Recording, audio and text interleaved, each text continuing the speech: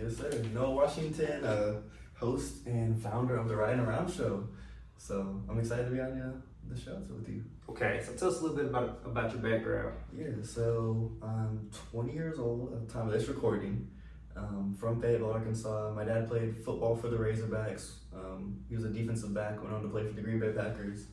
So I grew up in Northwest Arkansas being a Hog fan, and my biggest passion, as we talked about off camera, I just came from a car show. Okay. My biggest passion is cars, so when I had access to interview the athletes and I could combine it with my, when it clicked that I could combine it with the passions of cars, I was like, man, I gotta give this my all. Okay, so tell me how you came up with the idea about the Riding Around show. What made you just say, this one I'm gonna do? Yeah, oh man.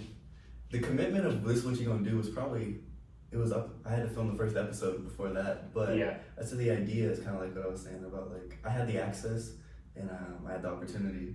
So access to the players, that's always the hardest. People always ask me that, like how do you get the cars, how do you get the players?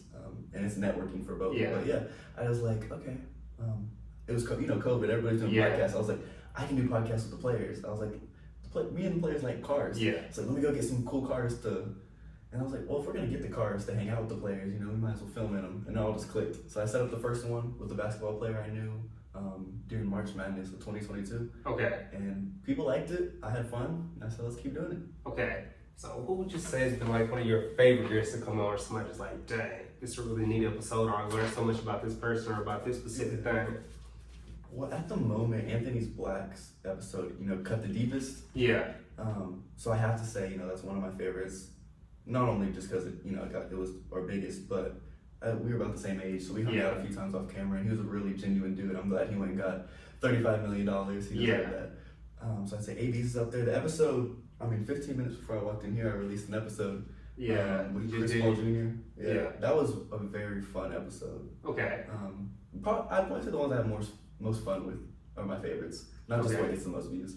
Okay. So I be seeing you out here in different cars and stuff. So how you be tapping in without a car? Yeah, right. I knew it was coming up. Yeah, so networking is like the blanket answer, but it's offering value. The dealerships realize that I'm in these cool cars. People want to know where they're coming from. If I'm getting them from that dealership, it's exposure from that dealership. So right now, I don't know if I can shout out stuff right here, but it's like our primary sponsors are Lewis Ford and B&B Autos, and they give me as many. They haven't put a limit on how many cars I can get right now, so they've been keeping the show on the road right now. So what's your favorite car that you've been in so far?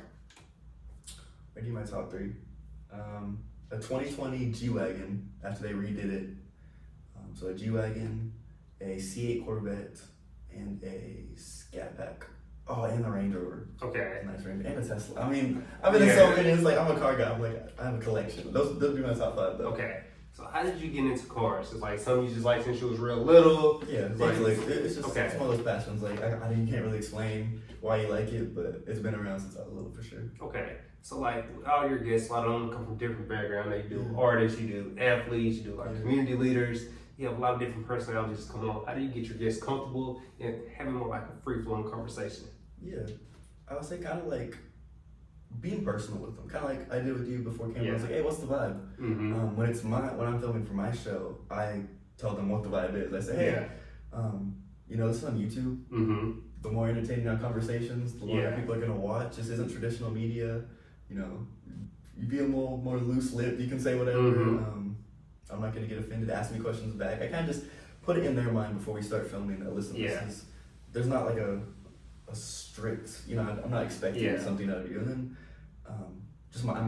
they match my energy. I just come in and have fun and you go. Okay. Has any of your episodes, like when you first started out, you were like, okay, boom, I need to go refilm this episode. I'm like, dang, I wish I'd asked this. Oh, all the time. I never have the mindset of I wish I could refilm, because I always, as soon as one's done, if anything was messed up, like I forgot to turn the camera on before for an episode. Yeah. It's kind of just like look forward to the next episode. I try not to get hung up on that stuff. But as far as like I forgot to ask a question all the time. There's probably one question for every episode. Like I should have asked Anthony Black what's his hair care routine. Like there's so many questions for each person I could have asked. But live and learn. I think in content creation you have to just keep looking forward. Yeah. Just keep producing. So. Okay. So let's go back a little bit. So whenever you was first getting started, how did you decide which platform you want to be on, or did you just like, okay, boom, I always want to be on all platforms. I want to take this to be like a mainstream TV. What was your thought process, and where do you want to go with it? Oh, good question. It was originally meant to be an audio podcast. It sounds crazy to me in hindsight, but it was going to be an audio podcast, and we were going to get cars just for fun while we were filming. Sounds crazy now, but it's like, once we decided we were going to be filming with those cars, obviously switched to a video format, and then we went away from a podcast. I wouldn't call us a video podcast anymore. I would say we're a show. Okay. I answer your question. Where I want to go with it? Yeah, we've been on. So we're primarily on YouTube, clips on Instagram, TikTok, Reels, all this stuff. We've been on TV a few times.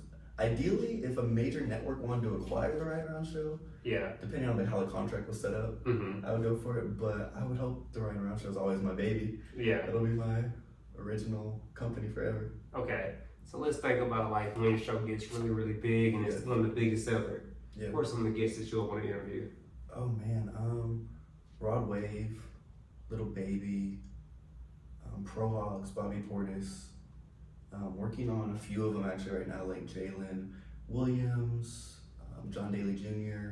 Definitely want to travel. I had a personal I had a personal friendship with Nick Smith and Jordan Walsh, and they're up on the East Coast, professional now. And so since I never had them on the show, it'd be a great time to follow up and go get them on the show. So artists, the ones I love to listen to, and Pro Hogs will always have a place in my heart. But I mean, if I go national, it's gonna be the Currys, it's gonna be the Bruns. We'll see. Okay.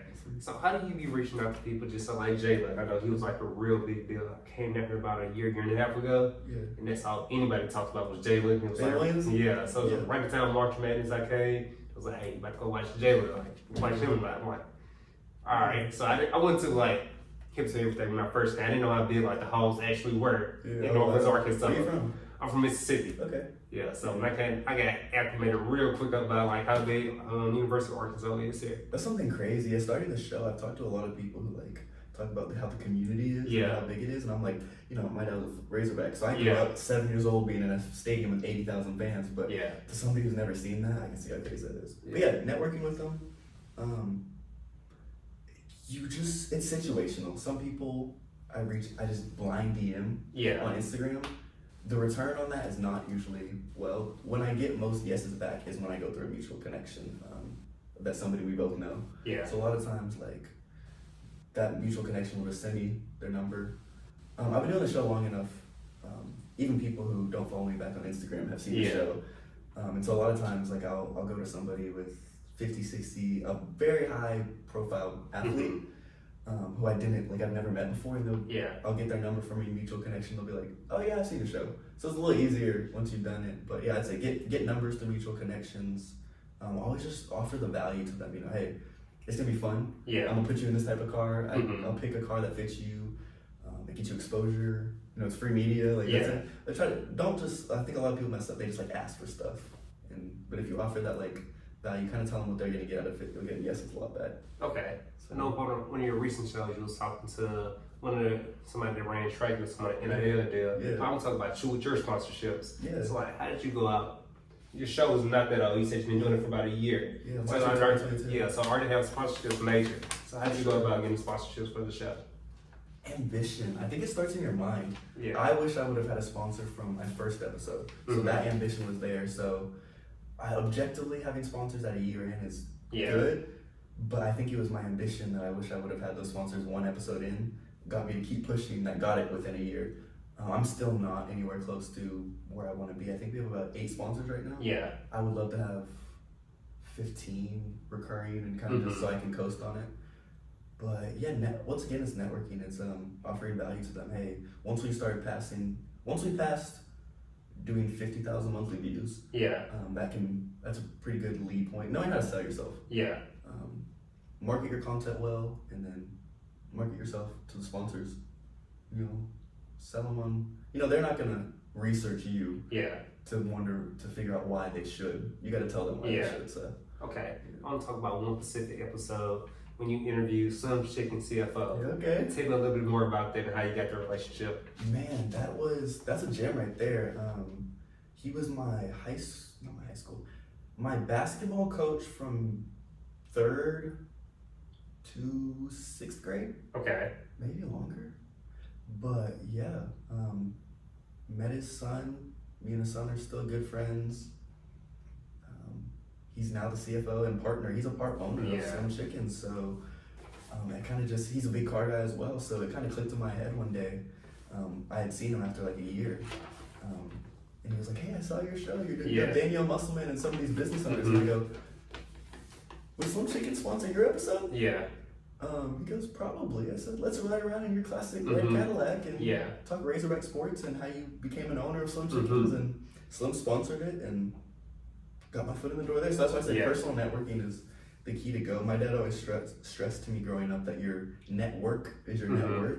And I feel like that statement's overused, so people kind of lose it. But honestly, if you have the best product in the world, but you're not in relation to people who will buy it or promote it for you, you're just gonna be sitting there alone with the best product in the world. So you really gotta, put yourself out there with the right people who can help you grow. Okay. What's like during one of your rides, what's like one piece of, I wouldn't say advice, but like one conversation that you had, it was like, today, I didn't like, just say somebody play basketball, run track, like just about their work ethic or was how they train. Oh man, that's tough because I think I learned something from every episode. Anthony Black spoke German. Danielle Musselman talked about waking up in the middle of the night and wasn't in bed. He's out there doing film. Chancellor Robinson talked about most people overestimate the control the chancellor had. I mean, so there's a takeaway from every episode. I would say, you'd have to ask me specifics. We're coming up on 30 episodes. I'm like, I can just keep going down the list. Okay. You have one in mind you want to? Britain episode. Britain Wilson? Yeah. So I heard talking about like, I don't want to misquote it, but I think she has like 4 national championships or something like that, or 3 records. More than 4 records. She has probably 20 records. She has about 3 national championships and an Olympic gold medal. She's goated. I think, not that I learned from her, she broke the news that she was going pro on the show though. Yeah. I don't think I promoted that enough. But yeah, she did break the news. And when I posted that, she went back and contracted. She went pro with Adidas, which is one of the biggest pro contracts you can sell. And she's a good friend now, and she's pretty cool. I maybe learned from her. Her and Cam Little, we both talked about this in their episodes, but having to stay off Twitter because they see people talking about them and just how that affects them. Okay. Yeah. So have you heard anything like about your show or anything like? Cause like you're getting a pretty big name, just like Twitter, like dang, like bro, like he Hollywood, now you can't get me on the show, or it's like when your old friends, like is that? Oh man, I'm glad you asked that.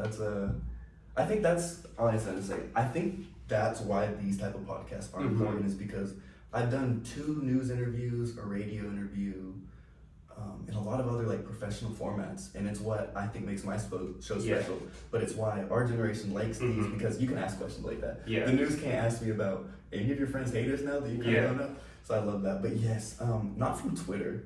I haven't got any hate on Twitter. I stay pretty classy, pretty professional. When stuff goes on in Razorback Nation, I kind of stay away from it. I have a lot of super big boosters, businesses, and big last names in the state of Arkansas that support me, and so I like to kind of keep my business clean. But then also I know there are news cycles. I'm not going to jump in any of them, so I try to stay out of like any like instant Twitter news. But people, I probably get asked a few times a month if somebody can come on the show. And I'm not very good at just saying no, because I have said it no before, and they're like, oh, you think you're too big now? Oh, I'm gonna remember that. And I'm like, okay, it's whatever, bro. But in my mind, I'm like, listen, the opportunity cost of what it takes for me to produce a show. If I film for somebody and that takes my production team doing their episode for a week, that means whatever a sponsor was gonna pay me to do an episode for that week, I didn't make that money now. Or all the opportunity cost of my time, production team, and money, all that. So it's definitely something that comes with it, but I love it. It's whatever. You gotta take the good and the bad and kind of just stay balanced. But it's a good question. So tell us a little bit about like your team and how you got to set up. You said you got a production team, you got sponsors to come in. I don't know if like you got somebody special filming or anything. So tell us about like everything that goes into your show.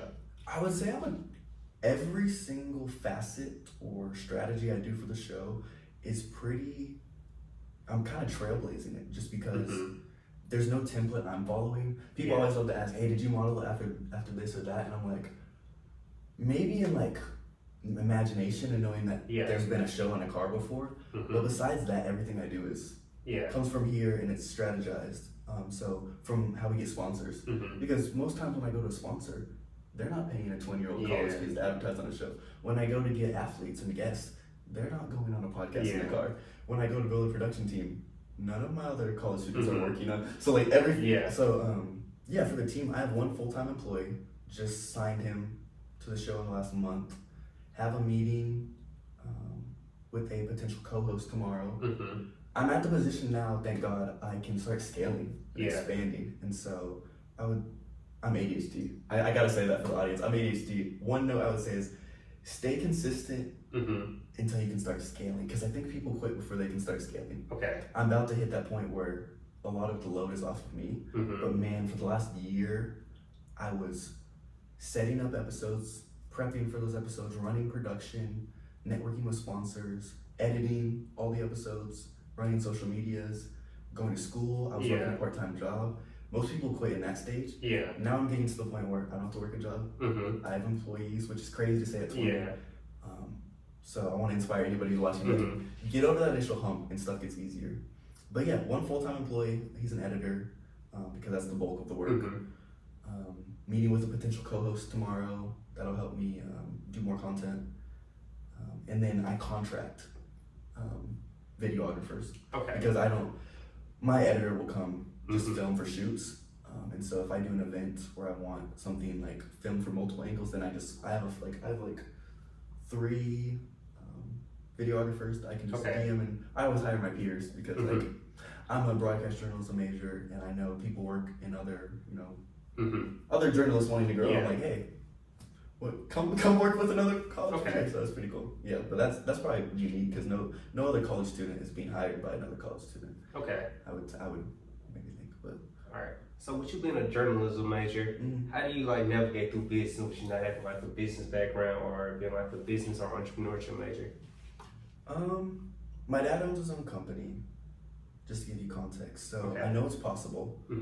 I feel like what you see happen it always makes it more accessible to you.